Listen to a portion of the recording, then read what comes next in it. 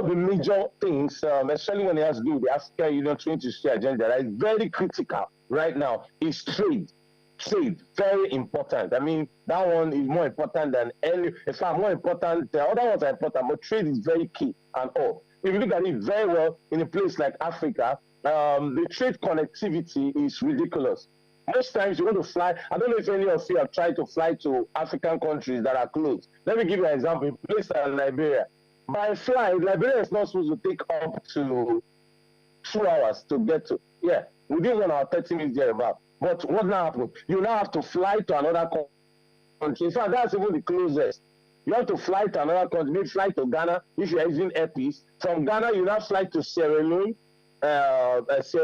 From Sierra Leone, you now fly to Liberia.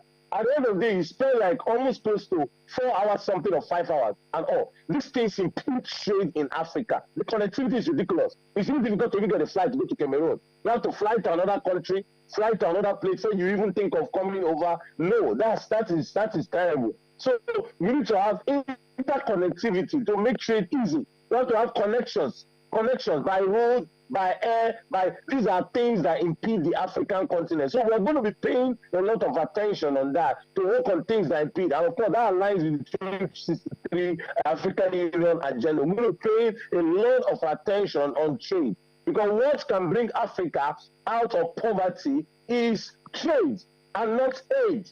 Aid has brought about poverty in our continent, and it's high time we stop the thinking. We stop the act of constant trade like beggars. Africa is not a beggarly continent. Africa is the Garden of Eden. Africa is blessed with rich and natural resources across board. In fact, we develop most of the resources from Africa is what developed places like Europe and so many other continents and all. And we are not living as if we are beggars. That's why I love the fact that Donald Trump cut off the USAID stuff. The aid was perfect, because we need to grow up. We need to grow up.